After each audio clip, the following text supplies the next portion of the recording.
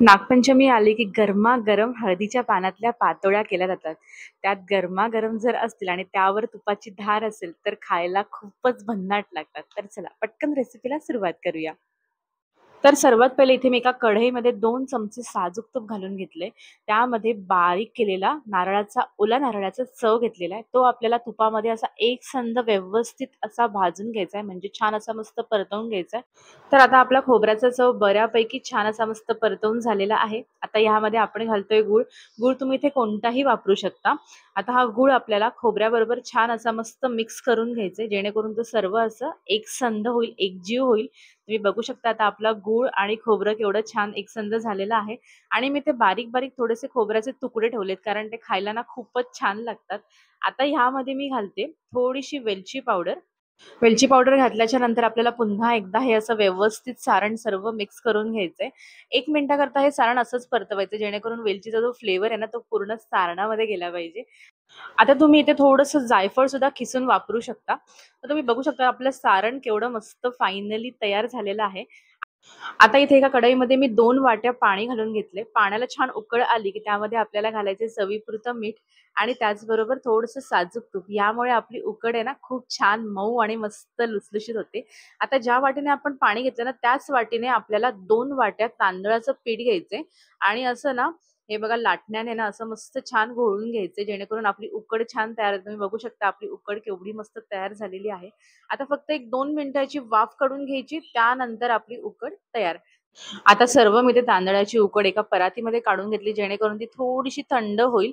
म्हणजे जास्त थंड करायची नाही आपल्याला, ही गरम गरमच आपल्याला अशी मळून घ्यायची. आणि जर तुम्हाला हाताला जर चटके लागत असतील तर तुम्ही अशी वाटीच्या साह्याने अशा गाठी अशा मोडू शकता, पण असं हातानेच हे प्रॉपर असं एकजीव होतं.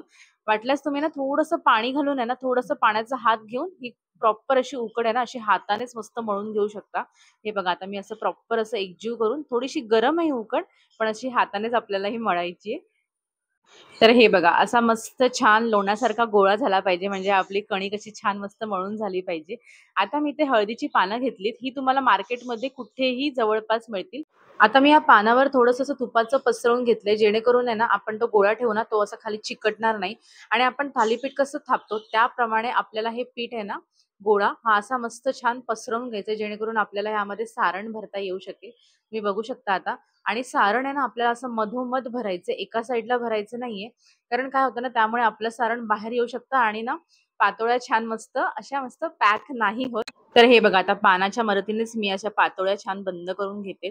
आणि त्याच्या कडा आहेत ना आपल्याला व्यवस्थित अशा मस्त दाबून घ्यायचे, जेणेकरून सारण आपलं शिजवताना म्हणजे जेव्हा आपण वाफ काढतो तेव्हा बाहेर येणार नाही. तर आता मी सर्व पातोळ्या अशा तयार करून घेते. तर तुम्ही बघू शकता माझ्या सर्व पातोळ्या इथे तयार झालेल्या आहेत. एका साईडला मी इथे स्टीमर ठेवला होता. आता ह्यावरती आपल्याला एक एक करून पातोळी अशी ठेवायची आहे. आता पातोळ्या आपल्या तयार झाल्या की नाही कशा ओळखायच्या? या पानांचा कलर आहे ना एकदम चेंज होतो. याचा अर्थ आपल्या पातोळ्या मस्त तयार होतात. आणि तुम्ही बघू शकता आता मी 10 ते 15 मिनिटं इथे झालेली आहेत आणि आपल्या पानांचा कलर सुद्धा चेंज झालेला आहे. आपल्या गरमागरम पातोळ्या तयार झालेल्या आहेत. मस्त तूप घालून तुम्ही या पातोळ्या नागपंचमीला एन्जॉय करू शकता. तर तुम्हाला आजची रेसिपी कशी वाटली हे मला कमेंट करून नक्की सांगा आणि घरी तुम्ही बनवून सुद्धा बघा, जेणेकरून मला सुद्धा छान वाटेल.